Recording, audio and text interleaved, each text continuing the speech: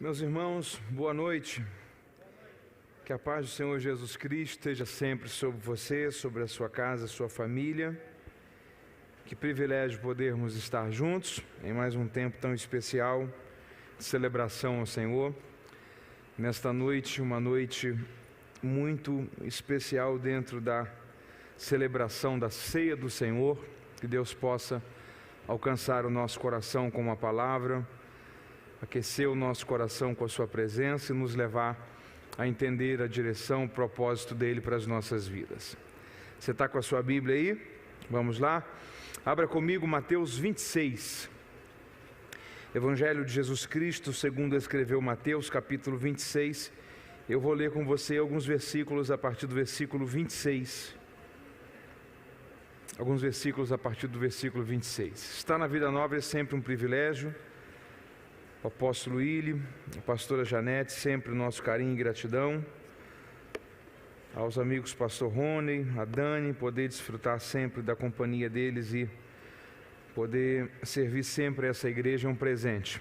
Que Deus possa abençoar vocês sempre, conduzir vocês em vitória, guiá-los no cumprimento do bom propósito dele para a vida de cada um de vocês, para que o Senhor seja glorificado a cada dia diante disso.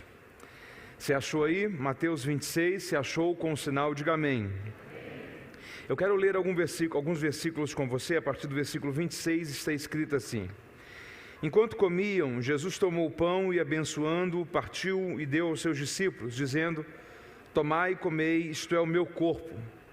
Então ele tomou o cálice e, tendo dado graças, deu-os aos discípulos, dizendo: Bebei dele todos. Isto é o meu sangue, o sangue da nova aliança, que é derramado por muitos para a remissão de pecados. E digo-vos que desta hora em diante não beberei deste fruto da vide, até aquele dia em que eu beba de novo convosco no reino de meu Pai. E tendo cantado um hino, saíram para o Monte das Oliveiras. Versículo 26, versículo 36. Então Jesus foi com eles a um lugar chamado Getsêmani e disse a seus discípulos: Assentai-vos aqui enquanto vou além orar. Levando consigo a Pedro e os dois filhos de Zebedeu, começou a entristecer-se e a angustiar-se muito. Então lhes disse: A minha alma está cheia de tristeza até a morte, ficai aqui e velai comigo. Indo um pouco adiante, prostrou-se sobre o rosto, orando e dizendo: Meu Pai, se possível, passe de mim esse cálice. Todavia não seja como eu quero, mas como tu queres. Voltando para os seus discípulos, achou-os dormindo e perguntou a Pedro: Então nem uma hora pudestes vigiar comigo? Vigiai e orai, para que não entreis em tentação. Na verdade, o espírito está pronto, mas a carne é fraca. Indo pela segunda vez, orou dizendo: Meu Pai, se esse cálice não pode passar de mim sem que eu beba, faça-se a tua vontade. E voltando, achou-os outra vez dormindo, porque os seus olhos estavam pesados. Deixando-os de novo, foi orar pela terceira vez, dizendo as mesmas palavras. Então voltou para os seus discípulos e lhes disse: Ainda dormis e repousais? Olhai, é chegada a hora, e o Filho do Homem será entregue nas mãos de pecadores. E se você pode, diga amém. Quem está com a sua atenção voltada para a palavra de Deus, diga graças a Deus. Esse fim de semana aqui, sem dúvidas nenhuma, foi o fim de semana mais decisivo da história da humanidade. O que eu e você vivemos hoje como igreja, a graça que nos foi manifesta, o perdão dos nossos pecados, a condição de não sermos mais escravos do pecado, mas sermos agora filhos de Deus, tudo isso passou pela nossa redenção, passou pelo Calvário. Entretanto, quando nós lemos o relato do que a Bíblia fala sobre esse último fim de semana, a gente percebe que o Calvário ele é o local da consumação. O Calvário ele é o local do pagamento final da dívida. Mas um momento de um grande conflito que o Senhor vai vivenciar passa pelo Getsêmani. O Getsêmani, a Bíblia diz que havia uma tensão sobre o Senhor tão grande que os seus poros começaram a sangrar sangue, romperam-se, devido a uma adrenalina intensa que ele estava experimentando. Ele olha para os discípulos e diz: vigiai comigo, orai comigo, porque o espírito está pronto, mas a carne é fraca. A perseverança de ir até o Calvário, a decisão de ir até o Calvário, o peso dos nossos pecados que estava sobre ele, nós nunca vamos conseguir dimensionar. A Bíblia, quando nós estudamos ela e analisamos ela em uma visão panorâmica, entendendo o Antigo Testamento e o Novo, a Antiga Aliança, a Nova Aliança, a gente percebe uma coisa muito interessante. Deus dá a lei ao povo. Você sabe muito bem que o salário do pecado é a morte, o salário do pecado é a morte. Ou seja, a condenação do povo era a morte. Por que então que o povo vivia, apesar dos pecados e da iniquidade? Quando Deus estabelece o culto judaico, quando Deus estabelece o templo, a partir da época do tabernáculo, mais a lei, santo, santo dos santos, altar de sacrifício, oferta de expiação, todo aquele propósito, que era na verdade um protótipo, que era na verdade uma antecipação do modelo que seria o modelo da redenção, é como se houvesse uma cláusula na lei, para que o homem não morresse pelos seus pecados. Uma vez por ano, Deus havia estabelecido um dia, chamado dia da expiação. Você pode repetir comigo? Diga: dia da expiação. Lembra da estrutura do templo? Você tinha ali o átrio, o lugar santo, o lugar santíssimo, lembra? Átrio todos podiam ir, lugar santo apenas o sumo sacerdote e os sacerdotes podiam entrar, mas o santo dos santos, onde no contexto do Antigo Testamento ficava a Arca da Aliança, o local onde ali repousava a presença de Deus, era o local que apenas o sumo sacerdote podia chegar ali, e não era qualquer dia, não era quando ele bem entendesse, era apenas uma vez por ano, no dia da expiação. Ali ele sacrificava, ali ele espargia o sangue de um cordeiro, que na verdade era como se Deus estivesse falando o seguinte: o salário do pecado é a morte, vocês tinham que morrer, mas eu vou providenciar, através da minha misericórdia, que um cordeiro morra no lugar de vocês, no dia da expiação. O sumo sacerdote sacrificava aquele animal, espargia o seu sangue, derramava o seu sangue, e era como que a ira de Deus fosse aplacada por causa dos pecados do povo. Só que aquele sacrifício era apenas um sacrifício provisório. No outro ano, dia da expiação, sumo sacerdote, cordeiro, lugar santo, santo dos santos, ira de Deus aplacada. No outro ano, dia da expiação, sumo sacerdote, cordeiro, lugar santo, santo dos santos, espargindo sangue, ira de Deus aplacada. A Bíblia diz que toda lei se cumpre em Cristo, toda lei se cumpre em Cristo. Se toda lei se cumpre em Cristo, o dia da expiação também teve que se cumprir em Cristo. A pergunta é: quando é que o dia da expiação se cumpriu em Cristo? Olhando biblicamente, eu só consigo encontrar um local que a gente consegue ver as características do dia da expiação: o Getsêmani. O Calvário é o local da redenção, mas há um poder espiritual muito grande sobre esse momento que Jesus vivencia no Getsêmani. Jesus está com 11 dos seus discípulos, Judas já saiu para traí-lo. Ele entra com 11 dos seus discípulos depois da última ceia no cenáculo, no Monte das Oliveiras. No Monte das Oliveiras havia o jardim do Getsêmani. Ele entra com os 11 e a Bíblia diz que 8 dele ficam em um local. E ele pega Pedro, Tiago e João e vai um pouco mais além. Deixa Pedro, Tiago e João em um local um pouco estabelecido, mais retirado dos 8. E a Bíblia diz que ele deixa Pedro, Tiago e João aqui, e ele sozinho vai um pouco mais além ainda. E é nesse local que ele começa a orar, chorar, todo esse momento. Há uma subdivisão aqui muito clara: 8 ficam ali, 3 ficam aqui, ele sozinho vai aqui. Biblicamente eu enxergo aqui um protótipo, uma visão da estrutura do dia da expiação. Porque se o átrio era o local que todos podiam chegar, se o Santo dos Santos era o local que somente os sacerdotes, o sumo sacerdote passava, e se o Santo dos Santos, o lugar santo, e se o Santo dos Santos era o local onde somente o sumo sacerdote entrava, há uma divisão disso daqui dentro do Getsêmani.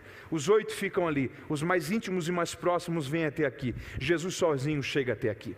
E quando ele chega até aqui, a Bíblia diz que o momento que ele está vivendo é algo tão intenso, que ele começa a ter os seus poros rasgados e ele começa a suar o seu próprio sangue. Era justamente sobre o local onde o sangue de um cordeiro era derramado. Por isso o sacrifício de Cristo é completo, porque ele não é apenas o sumo sacerdote da ordem de Melquisedeque, ele também é o próprio Cordeiro de Deus que tira o pecado do mundo. Ele não é apenas aquele que se oferece, ele também é a oferta. Ele não é apenas aquele que mediu o sacrifício, ele também é o próprio sacrifício, é o Filho de Deus que foi até a cruz no meu e no seu lugar, para morrer em nosso lugar, perdoar o nosso pecado. Deixa eu lhe falar uma coisa: o sangue que ele terminou de derramar no Calvário começou a descer e a esvair das suas veias no Getsemane. Eu tenho uma boa notícia para te dar: em Cristo os nossos pecados foram perdoados, nós deixamos de ser escravos do pecado e fomos feitos filhos de Deus. Se essa palma é para o Senhor, misture ela com glória a Deus, com aleluia, aumente o tom da sua adoração, porque Deus nos libertou nele. Em primeiro lugar, o Getsemane é a própria encarnação redentora tomando forma. Ele começa a derramar o seu sangue. Mas deixa eu chamar a sua atenção para uma coisa. O Getsemane, ele não é apenas um lugar. O Getsemane é uma fase. Você pode repetir isso comigo? Diga: o Getsemane não é apenas um lugar. O Getsemane é uma fase. Tem algumas características, observe isso, algumas características que a gente vê presente nesses instantes que Jesus esteve aqui no Getsemane, nesses detalhes que nós lemos nesse texto esta noite, que elas são, na verdade, reflexos de características que nós enfrentamos em alguns momentos da vida cristã. Se você talvez tenha uma caneta, um bloco de notas, eu penso que será válido para você. Deixa eu lhe pontuar algumas características da fase do Getsemane na vida cristã. Algumas características da fase do Getsemane na vida cristã. Primeira característica: é uma fase onde existem guerras que você não deve tentar lutá-las sozinho. Você pode repetir isso comigo? Guerras que eu não devo tentar lutá-las sozinho.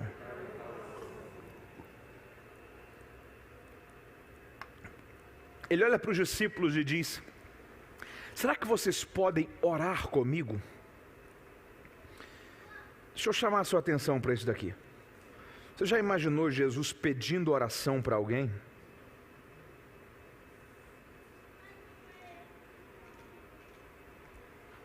Vocês podem orar comigo? Eu preciso que vocês orem comigo nesse momento. Mas por quê, Senhor? Porque o espírito está pronto, mas a carne é fraca. Jesus está ensinando uma coisa para a gente. Tem guerras que você não tem que tentar lutá-las sozinho. Você precisa abrir o coração e pedir ajuda a alguém.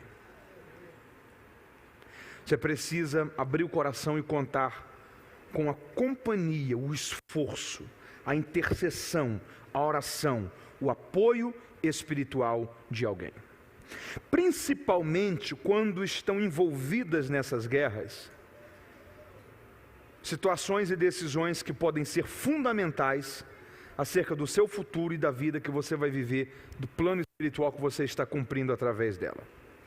Primeira característica que a gente precisa aprender aqui: existem guerras que você não tem que tentar lutá-las sozinho. Você precisa aprender a pedir ajuda a alguém.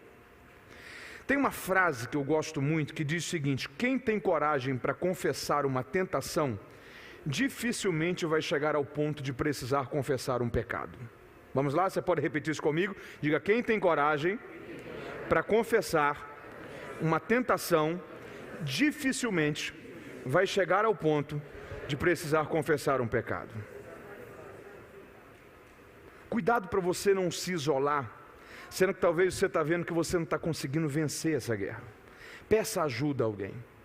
Procure um pastor, um líder espiritual e peça oração, peça socorro, porque existem guerras que você não pode tentar lutá-las sozinho. Você entendeu isso? Diga amém.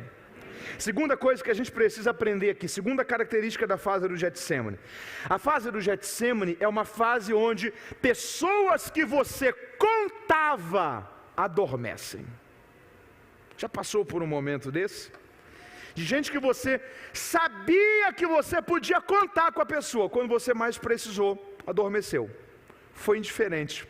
Parece que não teve empatia com o que você estava vivendo. Já passou por isso? Jesus também enfrentou isso. E deixa eu lhe dar uma boa notícia. É porque ele enfrentou isso que ele não te deixa só em meio às suas guerras.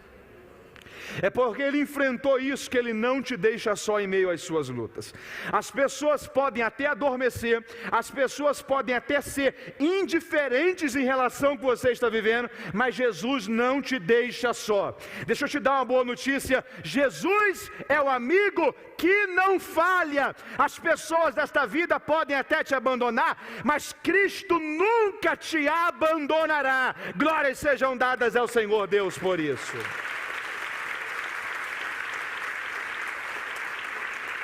Ele chega por 3 vezes e diz: será que vocês não podem orar comigo? Será que vocês não podem lutar contra o sono? Não podem lutar contra aquilo que é natural? Não podem lutar contra as tendências nesse momento que vocês estão enfrentando junto comigo? Só que os discípulos adormeceram. Por quê? Segundo lugar, a fase do Getsemane é uma fase em que pessoas que você contava adormecem. Tem uma coisa interessante sobre esse sono dos discípulos no Getsemane. Há um princípio de oração que Jesus estabeleceu, chamado princípio de oração em concordância. Você está comigo aí? Diga amém. Diga: princípio de oração em concordância. O que 2 ou 3 concordarem na terra será concordado no... O que 2 ou 3 concordarem na terra será concordados no céu. Você já parou para pensar sobre isso? Já parou para pensar sobre isso? Isso aqui é um princípio extraordinário. O problema é que a gente não sabe a força que a gente tem como igreja. A gente não tem noção da dimensão espiritual que está à nossa disposição e ao nosso alcance como igreja. Quer ver uma coisa? Irmão, você pode estar enfrentando a guerra que for. Sabe aquele momento que as coisas estão amarradas na vida? Confuso, não vai nem vem, tudo embolado. Experimenta jejuar para você ver uma coisa só. Eu já tenho testemunhos em minha vida de momentos que eu não sabia o que fazer, tudo amarrado, tudo confuso. Não vai nem vem, aquele negócio embolado.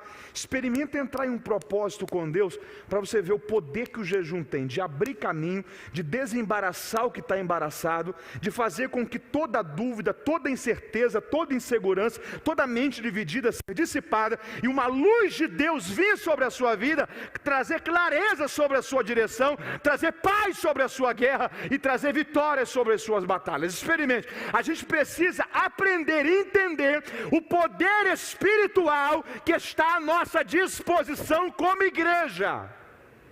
O problema é que às vezes nós queremos lutar as guerras espirituais com armas humanas ou com meios humanos. A gente precisa entender o campo de batalha que a gente está vivendo e o que está à nossa disposição como igreja. O que 2 ou 3 concordarem na terra será concordado no céu. Já parou para pensar sobre isso? Nós concordamos na salvação do bairro da Moca, da cidade de São Paulo, da libertação das estruturas espirituais, que domina jovens, que destrói famílias, que arruína futuro de pessoas, que causa vício, que traz enfermidades, que traz desconstrução de esperança. Já começou a entender o poder quando uma família se reúne? Nós concordamos na salvação na nossa família, nós concordamos num tempo favorável de Deus sobre o nosso lar. Quando o pai e a mãe se reúnem e diz: nós concordamos com um futuro extraordinário sobre os nossos filhos, com a libertação dos parentes que ainda não servem a Jesus. Deixa eu lhe falar uma coisa: há um poder espiritual que está à sua disposição. Você precisa aprender a usar ele. O que 2 ou 3 concordarem na terra será concordado no céu. O Senhor entra nos discípulos com os discípulos, no Getsemane com os discípulos. Vocês podem orar comigo? Podemos, Senhor. Qual é a oração? Passa de mim o cálice. Tem possibilidade? Passa de mim o cálice.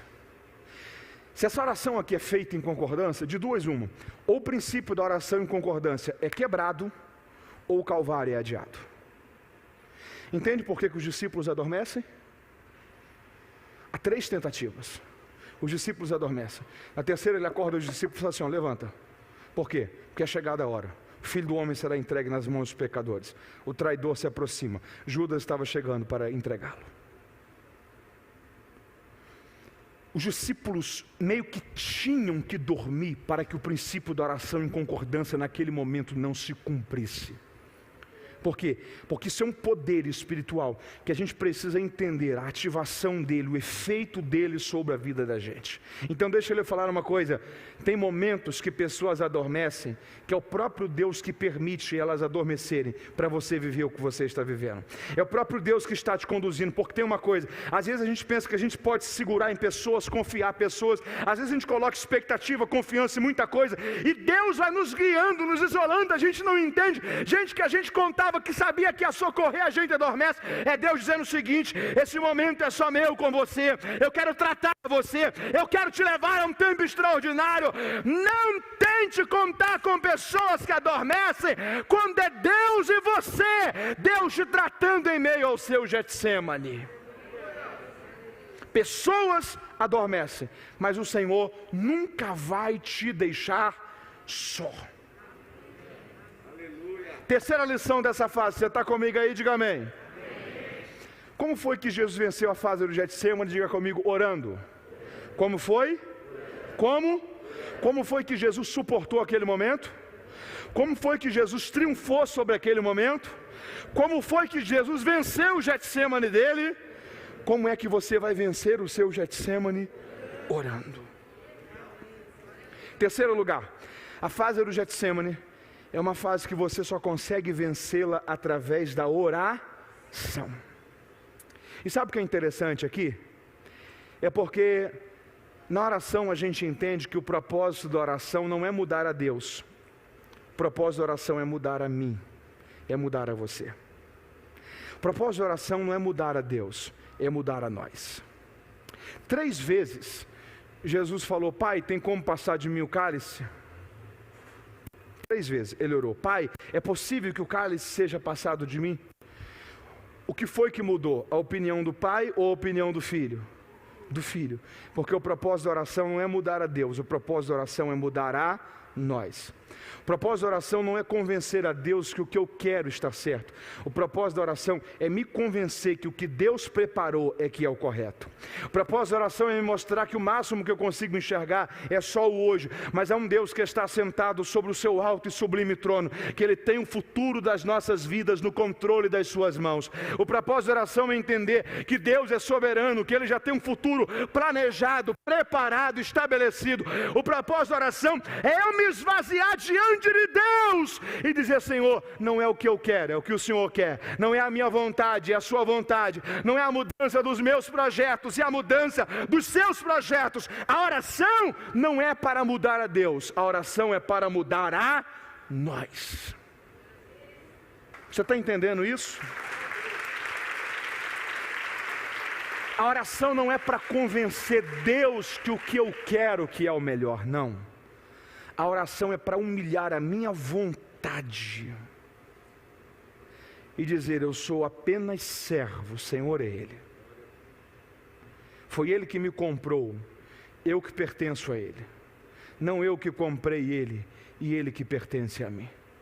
Então não é mais a minha vontade, é a dele. Sabe qual é o problema da gente? É que a maioria das pessoas entendeu Jesus só como Salvador, mas não como Senhor. Você aceitou Ele como Salvador ou como Senhor? Aceitá-lo como Salvador é entender que Ele livrou você da eternidade sem Deus, te libertou do pecado, salvou a sua alma. Aceitá-lo como Senhor é entender que não é mais a sua vontade, não é mais o que você quer, não são mais os seus caprichos, não é mais aquilo que era projeto seu. Você pertence a Ele, é o plano dEle, a vontade dEle.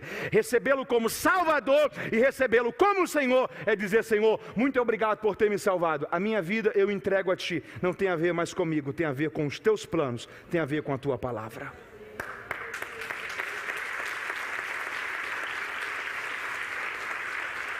A oração não é para mudar a Deus, é para mudar a mim.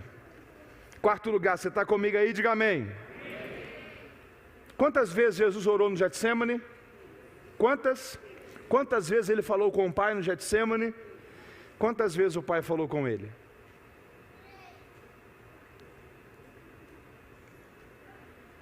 Perdoa, é criança. Quantas vezes o Pai falou com ele? Nenhuma. Porque a gente precisa entender que a fase do Getsemane é a fase que a gente precisa aprender a conviver com o silêncio de Deus. Já passou por isso? Você ora, clama, chora, se derrama, e Deus não diz nada. Já passou por isso? Você chora, pede, implora, se rende diante dele, e parece que o céu está fechado, céu de bronze. Pai, tem como o cálice ser passado de mim sem que eu beba? Pai não diz nada. Pai, é possível que esse cálice seja passado de mim sem que eu beba ele? O Pai não fala nada. Curiosamente, Paulo enfrentou uma situação na vida dele que ele classifica como um espinho na carne. De vez em quando alguém me pergunta: Mateus, o que é o espinho na carne? Não dá para saber. O que dá para saber é o seguinte: Paulo disse que aquilo era um mensageiro do diabo que esbofeteava a sua face para que ele não se vangloriasse das riquezas e das maravilhas das revelações que ele havia recebido. Era como se Deus tivesse levado Paulo a um nível de comunhão e de revelação tão grande, que quando o coração dele pensava em julgar que ele era superior por causa daquilo que ele havia tido de Deus revelado sobre ele, o espinho na carne era como um tapa na cara dele que esbofeteava a face. Era como se fosse Deus dizendo para ele: ó, quando você tenta se vangloriar de alguma coisa que eu deixei você viver, eu vou mostrar para você a sua humanidade, que não é por causa de você, que é por causa da graça, que não é por causa das suas qualidades, que não é porque você é superior, que não é porque você é melhor do que ninguém, é só porque a bondosa graça foi manifesta sobre você de uma forma abundante. O que é o espinho na carne de Paulo? Não dá para saber. Mas é algo que ele lutava dentro do coração dele, que era como se fosse uma ferida no ego. Era meio que a carne dizendo o seguinte: ó, isso aqui não tem a ver com você não, porque se não fosse a graça, deixa eu ferir você nisso daqui um pouco. É o mensageiro do diabo que vem e esbofeteia a face, para que ele não se vangloriasse. Era como se fosse alguma coisa que revelava nele que aquilo ali era só fruto da graça, porque a humanidade dele era falha. E ele só estava de pé por causa da graça de Deus. Só que por 3 vezes ele ora. Quantas vezes? Quantas? 3. Ele diz: por 3 vezes eu pedi a Deus que arrancasse isso de mim, que removesse isso de mim. Deus removeu o espinho na carne, sim ou não? Não. Teve resposta, sim ou não? Não. Só teve uma fala de Deus. Que fala é: a minha graça te basta, porque o meu poder se aperfeiçoa na sua fraqueza. Senhor, o Senhor pode retirar de mim esse espinho na carne? A minha graça te basta. Senhor, tem como o Senhor retirar isso daqui de mim? A minha graça te basta. A minha graça te basta. A minha graça te basta. Mas eu estou pedindo ao Senhor por 3 vezes, o Senhor não pode me dar uma resposta em relação a isso daqui? A minha graça te basta. A minha graça te basta. A minha graça te basta. Tem fases que você precisa de uma resposta e ela não vem. Que você precisa de uma direção e ela não chega. Que você precisa de um basta e um socorro. Não acontece. Só que deixa eu te falar uma coisa, que eu estou concluindo essa palavra. Enquanto a resposta não vem, enquanto a direção não chega, fique tranquilo. Uma coisa, Deus não vai deixar faltar: graça.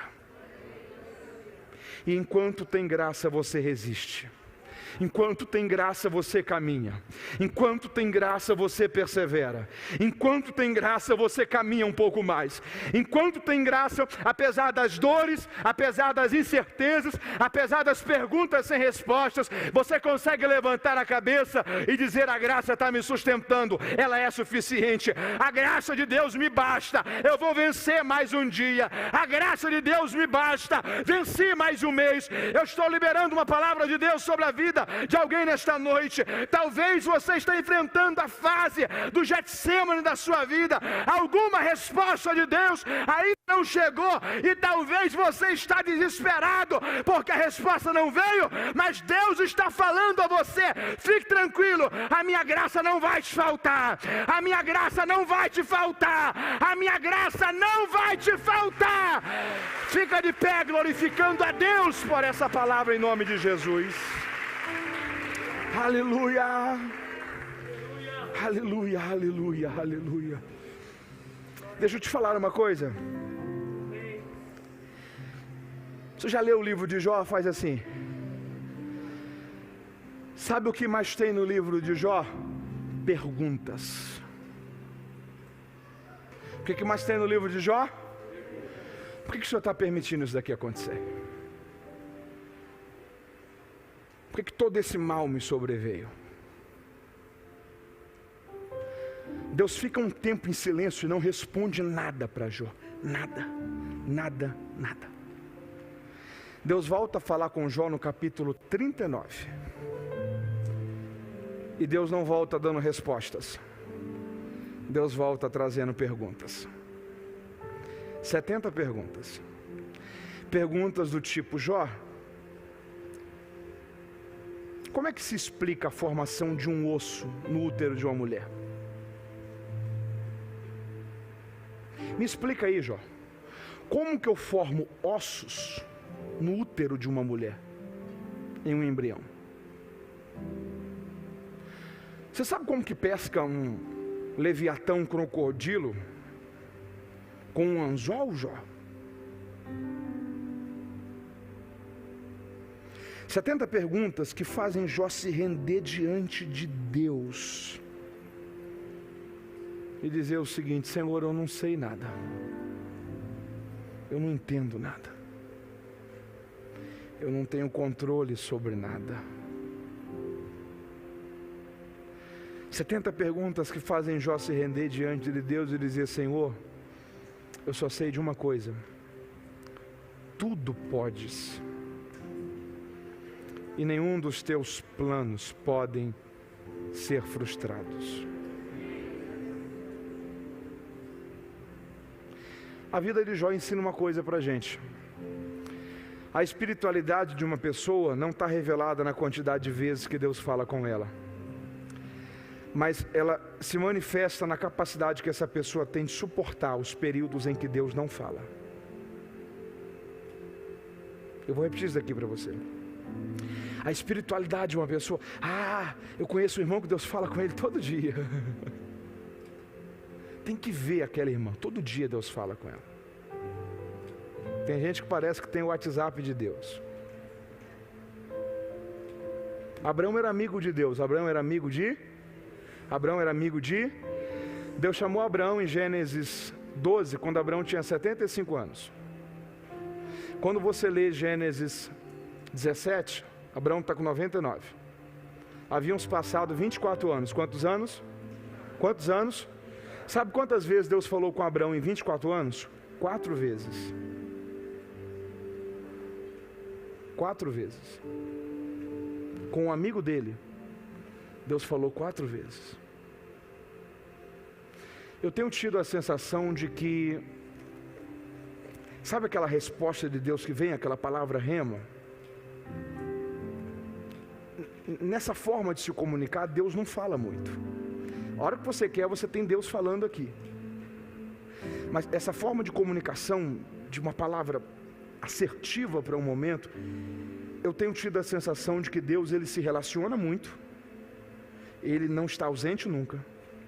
A gente vê ele guiando a gente, conduzindo todo dia, todo instante. Mas ele fala pouco. Porque na verdade, momentos que ele fala é momentos de virar uma página, de iniciar um ciclo, de ou confirmação de uma rota ou direcionamento para uma rota nova. Se com Abraão, que é um amigo dele, Deus fala 4 vezes em 24 anos. Se com Jesus no Getsêmani ele não fala. E se na cruz esse mesmo Jesus está dizendo: Eli, Eli, lama sabachthani, Deus meu, por que me desamparastes? Se o Jó, que era um homem que Deus deu testemunho dele, Deus chamou Jó de íntegro. Íntegro ali vem do original inteiro, a palavra íntegro significa inteiro. É Deus que está olhando para Jó e está dizendo o seguinte: para mim Jó é um homem íntegro. Sabe o que significa isso? Que Deus está dizendo o seguinte: Jó é alguém que quando eu olho para ele eu não vejo nele faltas. Quando você tem as características de Davi, é Samuel que está escrevendo. Quando você tem as características dos personagens da Bíblia, é um autor que está escrevendo. Sobre Jó, quem está falando é Deus. Jó é um homem íntegro. Você consegue ter noção de Deus dando testemunho de uma pessoa nesse nível? E alguém desse quilate enfrenta o silêncio de Deus e não tem as respostas quando precisa? A espiritualidade de uma pessoa não se manifesta na quantidade de vezes que Deus fala com ela, mas na capacidade que ela tem de perseverar, de resistir, de no meio da tempestade jogar âncora e entender uma coisa: nenhuma tempestade é para sempre, nenhum mar bravio dura para sempre. Estou liberando essa palavra de Deus sobre a vida de alguém nessa noite. Uma hora esse mar vai se acalmar, uma hora essa tempestade vai passar, e aí quando a tempestade passa, a gente puxa a âncora e continua a viagem. Deixa a direção chegar.